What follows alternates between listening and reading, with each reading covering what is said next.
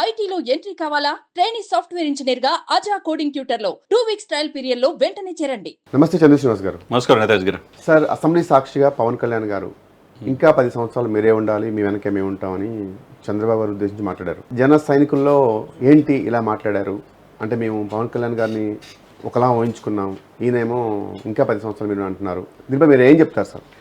డెఫినెట్గా నేతాజీ గారు ఆయన అన్నమాట, ఆయన్ని సీఎంగా చూద్దామని అనుకుంటున్నారు. కానీ ఆయన జన సైనికులు కావచ్చు, చాలామంది ఇన్నాళ్ళు అధికారం దూరంగా ఉన్నాం, దశాబ్దం పైన రాజకీయాల్లో ఉన్నారు. కాబట్టి పవన్ కళ్యాణ్ గారు ఈ కూటమి రావడానికి కూడా ఆయన కారణం.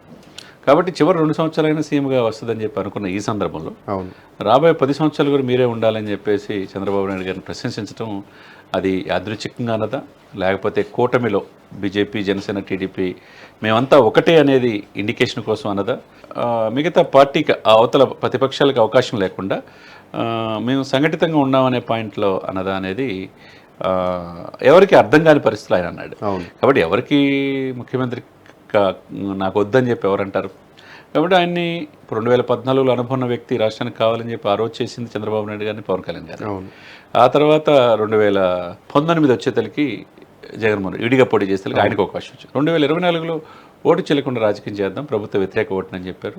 ఆ ఫార్ములా ఉపయోగపడింది. కాబట్టి ఈ రోజున ఫార్ములా తీసుకొచ్చింది పవన్ కళ్యాణ్ గారు తీసుకొచ్చారు. కాబట్టి ఈ రోజున అధికారంలో 124 సీట్లు వచ్చినాయి, 21 ఎంపీలు వచ్చినాయి. కేంద్రంలో మోదీ గారు కూడా 3వ హ్యాట్రిక్ ప్రధాని అవడానికి కూడా పవన్ కళ్యాణ్ ఫార్ములాను పనిచేసింది. ఈ సందర్భంలో 4 నెలల నుంచి ప్రభుత్వ పాలన మీద, సాక్షాత్తు హోమ్ మినిస్ట్రీ మీద కూడా ఈ సోషల్ మీడియాలో పెట్టలేకపోతున్న వీళ్ళ మీద చర్యలు ఎందుకు తీసుకోలేదు, నాకేంటి నేను చేసి చూపిస్తానంటాం.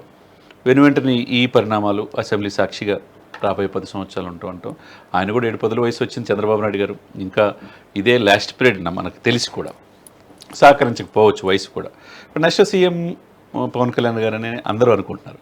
ఈ సందర్భంలో దశాబ్దం ఇంకో 10 సంవత్సరాలు ఆయన ఉంటాడని అంటాం చాలామంది మేధావులు కూడా ఆశ్చర్యచకితులు చేశారు. కొంతమంది ఏమన్నారంటే, ఇదంతా మేము సంఘటితంగా ఉన్నాం, మేము కలిసే ఉన్నాం, ఎక్కడ మా మధ్య పొరపచ్చాలు అని చెప్పడానికి ఇలా మాట్లాడారని కూడా అంటున్నారు. అది వ్యూహం కావచ్చు, ఏదైనా కానీ. ఆ లిమిట్స్ దాటి పవన్ కళ్యాణ్ అనే వ్యక్తి, నేను గత 2 సంవత్సరాలు సుమన్ టీవీలో చాలా ఇంటర్వ్యూలో చెప్పాను, జాతీయ రాజకీయాల్లో పవన్ కళ్యాణ్ గారికి ఒక ఇది ఉంటుంది, ఒక పేజీ ఉంటుంది.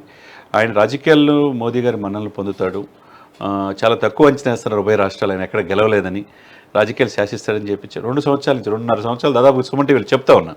చాలామంది దీన్ని విమర్శించిన వాళ్ళు ఉన్నారు, వాళ్ళు ఇప్పుడు తెలుసుకుంటున్నారు. నిజంగానే జాతీయ రాజకీయాల్లో పవన్ కళ్యాణ్ గారు మహారాష్ట్ర చూడండి, లక్షలాది మంది జనం వచ్చారు ఎక్కడికి వెళ్ళినా. తమిళనాడు చూడండి. ఇంకోటి, హిందూ సనాతన పరిరక్షణ బోర్డు ఏర్పాటు చేయాలంటాం, 11 రోజులు ప్రాయశ్చిత్త దీక్ష చేపట్టడం, ఇవన్నీ కూడా 100 కోట్ల మంది హిందువుల్ని దగ్గర తీసుకొచ్చింది, వాళ్ళ హృదయాల్లో చేరారు. ఎప్పుడు నార్త్ ఇండియన్స్ అటు సైడు మన ఇటువైపు రాజకీయ నాయకులు చూపించరు.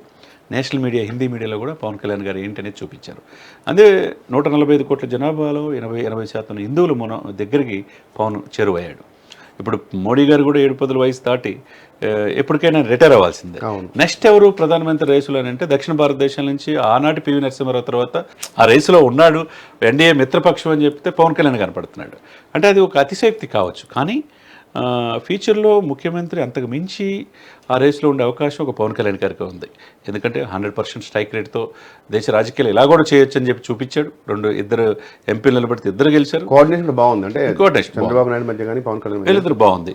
అదే సమయంలో ఎన్డీఏలో ఆఫ్టర్ మోడీ ఎవరు అని చెప్తే అంటే యోగి ఆదిత్యనాథ్ అనుకుంటాం, తర్వాత అమిత్ షా అనుకుంటాం, తర్వాత గడ్కరీ అనుకుంటాం, తర్వాత హిమంత బిశ్వ శర్మ అస్సాం సీఎం అనుకుంటాం. ఇప్పుడు పవన్ చేరాడు. ఇప్పుడు టాప్ 5 ప్రభావితం చేసే దేశ రాజకీయాలు ఎవరంటే దక్షిణ భారతదేశంలో ఒకే ఒక వ్యక్తి పవన్ కనపడుతున్నాడు. కాబట్టి ఏ రోజుకైనా ఆ స్టేజీలో, ఒకప్పుడు మనం పివి నరసింహారావు ఆత్మగౌరవం కోసం, ఎన్టీ రామారావు గారు ఆత్మగౌరవం కోసం పార్టీ పెట్టాడు. ఆ తర్వాత ఆ స్థాయిలో పివి నరసింహారావు గారే 14 భాషల్లో, ఇప్పుడు 5 భాషలు వచ్చి విశేష మన్ననలు పొందుతుంది తెలుగు రాష్ట్రాల నుంచి. ఏకైక దేశ రాజకీయాల్లో పవన్ కళ్యాణ్ గారు. కాబట్టి ఆయన దేశం హితం కోసం, జాతీయ భావజాలం కోసం, ఈ దేశం సుభిక్షంగా ఉండటం కోసం రాజకీయాలు నడుపుతున్నాడు. కాబట్టి దాని వెనక చాలా వ్యూహాత్మకమైన ఎత్తుగడలు ఉండొచ్చు. కాబట్టి ఆయన కెరీర్ విషయంలో ఏ రోజుకైనా ముఖ్యమంత్రి అయిన తర్వాత ఈ దేశ ప్రధానమంత్రి అయ్యే రేసులో ఉంటాడా అనేది స్పష్టంగా కనపడుతుంది. ఇది కొద్దిగా అతిశయోక్తి, కొద్దిగా అసెంబ్లీలో అందరు ఎమ్మెల్యేల సాక్షి అన్నమాట అది అన్నమాట. కాబట్టి మీరు చెప్పింది కరెక్టే, కానీ ఎందుకు అన్నాడు, దీని వెనక ఏదుందనేది ఏ రోజుకైనా పవన్ కళ్యాణ్ గారు ఆంధ్రప్రదేశ్ రాష్ట్రానికి ముఖ్యమంత్రి అయ్యే అవకాశాలు స్పష్టంగా ఉన్నాయి. ఆ తర్వాత దేశ రాజకీయాల్లో అత్యంత ప్రభావవంతమైన రాజకీయాలు ఎన్డీఏలో మిత్రపక్షం టీడీపీకి దగ్గర తీసుకొచ్చింది కూడా జనసేనే. జనసేన కూడా మిత్రపక్షం. ఇప్పుడున్న 33 పార్టీలు అత్యంత విశ్వాసమిత్రుడు ఎవరంటే ఈయన పవన్ కాదు తుఫాన్ అని ఆ రోజు పార్లమెంట్లో అన్నాడు. వైసీపీలో అనుకున్నారు అంటే ఈ యొక్క బంధం ఎన్ని రోజులు కలిసి ఉండదు, విడిపోతుంది అనుకున్న దాన్ని ఈ మాటలతో ఆయన సెట్ చేసి అనుకోవచ్చు. సెట్ చేశారు. తాడేపల్లిగూడలో మీరు చెప్పినట్టుగా జగన్ నిన్ను అధపాతాలను తొక్కకపోతే నా పేరు పవన్ కళ్యాణ్ కాదు, నేను జనసేన కాదు చెప్పి చేశాడు. ఎక్కడికి వెళ్ళినా ఒక హిందూ సనాతన సాంప్రదాయం ఎత్తుకోవటం కావచ్చు, అలా ఏమైనా దేశంలో ఏ రాజకీయ నాయకుడు ఎత్తల. ఇప్పుడు ఈ ప్రభావం ప్రతి ఎలక్షన్లోనూ బీజేపీకి అందిపుచ్చుకుంటున్నారు. కాబట్టి ఒకవైపు బీజేపీ ఏబీపీ కావచ్చు, ఆర్ఎస్ఎస్ కావచ్చు, విశ్వ హిందూ పరిషత్ అందరికీ దగ్గరయ్యాడు. కాబట్టి దేశ రాజకీయాలు శాసించే స్థితిలో ఆఫ్టర్ మోడీ తర్వాత ఎవరు అత్యంత ప్రభావితమైన 5 ప్రధానమంత్రి స్థాయి వ్యక్తులు అంటే దక్షిణ భారతదేశం ఒక పవన్ కళ్యాణ్ కనపడుతున్నాడు. కొందరు మరి ఏమంటున్నారంటే పవన్ కళ్యాణ్కి పదవులపై ఆశ లేదు, ఆయన ఎప్పుడు ఇది కావాలని కోరుకోరు, అది వస్తే స్వీకరిస్తారు తప్ప ఆయన మాట్లాడి అలానే అర్థం చేసుకోవాలి, చంద్రబాబు నాయుడు అందుకే ఆ ఉద్దేశం అని కూడా అంటున్నారు. డెఫినెట్గా నేతాజీ గారు మీరు చెప్పినట్టు ఎప్పుడు కూడా తనకి బైబిల్లో ఒక మాట ఉంటుంది, తనకి తాను తగ్గించుకున్నాడు హెచ్చం పడతారని. అదే మాట పవన్ కళ్యాణ్ గారు కూడా ఇంప్లిమెంట్. ఇప్పుడు పదవులు కూడా ఆశ లేదు, సొంత డబ్బులే కౌలు రైతులు 34 కోట్లు ఇచ్చింది మనం చూసాం. ఇప్పుడు డిప్యూటీ సీఎం అయినా, పంచాయతీరాజ్ గ్రామీణాభివృద్ధి అటవీ శాఖ సైన్స్ అండ్ టెక్నాలజీ మంత్రి అయినా మళ్ళీ 6 కోట్ల రూపాయలు ఇచ్చాడు. 4 కోట్ల రూపాయలు మనం చూసాం, పంచాయతీలు 4 ఇచ్చాడు. తెలంగాణ రాష్ట్రానికి సీఎంకి 1 కోటి రూపాయలు, ఆంధ్ర రాష్ట్రానికి 1 కోటి రూపాయలు ఇచ్చాడు. చివరికి మైసూరు వారిపల్లిలో ప్లే గ్రౌండ్ కూడా 60 లక్షలు ఇచ్చారు. అంటే ఇప్పుడు కూడా ఆయన చేస్తున్నాడంటే గతంలో మనం ఏ వ్యక్తిని కూడా చూడలే, మనం ఏ మంత్రి కూడా ఏ మంత్రి చూడలే, ఈ దేశంలో ఏ ముఖ్యమంత్రి కూడా. ఇప్పుడు గతంలో జగన్మోహన్ రెడ్డి గారు 5 సంవత్సరాలు చేశారు, ఏ రోజైనా సొంత డబ్బులు ఇచ్చాడా? ఏ రోజు రూపాయి ఇవ్వాల. కానీ ఈయన అప్పుడే కౌలు రైతులకి 34 కోట్లు ఇవ్వటం కావచ్చు, దాదాపు 100 కోట్లు ఇప్పటి వరకు ఆయన సొంత డబ్బు దానం చేశాడు సార్. అటువంటి వ్యక్తులు మన రాజకీయాలు రేర్గా చూస్తుంటాం అనమాట. పవన్ కళ్యాణ్ గారు మాటల దాడి కానివ్వండి చాలా పవర్ఫుల్గా ఉంటుంది, కానీ మంత్రి అయ్యాక తన మాట తీరు కానీ తన అసలు చాలా వైట్గా మారిపోయింది. ఎందుకంటారు? అంటే రాజకీయ పరిపక్వత అంట నేనైతే.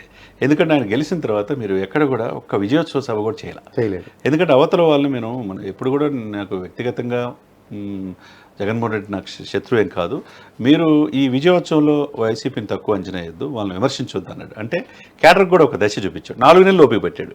4 మాసాల తర్వాత అదే పిఠాపురంలో ఫైర్ అయ్యాడు సొంత పార్టీ మీదే. అంటే మనం 124 సీట్లు ఇచ్చింది ప్రజలు ఎంతో ఆశతో, లక్షలు ఖర్చు పెట్టి అమెరికా నుంచి, ఆస్ట్రేలియా నుంచి, ఇతర దేశాల నుంచి కూడా వచ్చి ఓటేశారు. వాళ్ళకి మనం ఏం సమాధానం చెప్తాం? లా అండ్ ఆర్డర్ క్రమశిక్షణ లేకపోతే ఎట్లా? హోమ్ మినిస్టర్ ఏం చేస్తున్నారు? హోమ్ మినిస్టర్ని తీసుకోమంటారు చెప్పండి అంటే ఒక రకంగా ప్రభుత్వాన్ని ప్రశ్నించాడు. అంటే స్వపక్షంలో విపక్షంలాగా. ఆయన రాజకీయం మీరన్నట్టు పదవికాంక్ష లేదు, ప్రజల యొక్క బాగోగులు చూసుకోవాలి కదా. మనం ఇంత మ్యాండేటరీ ఇచ్చింది జగన్మోహన్ రెడ్డి గారు కాదని ఎందుకు ఇచ్చారు? లా అండ్ ఆర్డర్ బాగుంటుంది, అంత బాగుంటుందనే కదా. కాబట్టి అది లేవనెత్తాడు, అది సెట్ అయింది. ఇప్పటి వరకు సోషల్ మీడియాలో పోరుతున్న వైసీపీ ఉన్మాదులను మొత్తం అరెస్ట్ చేసింది మనం చూసాం కదా. ఏదైనా కానండి సమకాలీన రాజకీయాల్లో పవన్ అనే వ్యక్తి హారితెరాడు, అతి చూసి వ్యవహరిస్తున్నాడు. అతనిలో చాలా ఓర్పు ఉంది, నేర్పు ఉంది అనేది మనం ఈ యొక్క సందర్భాలను బట్టి ప్రతి సన్నివేశాన్ని, అతని ప్రతి మాట కూడా చాలా వ్యూహాత్మకంగా ఉంటుంది. చూద్దాం సార్. అంటే పవన్ కళ్యాణ్ గారి మాటల వెనక అర్థం ఏమిటో రానుకాంత తెలుస్తుంది. Thank you very much. Thank you.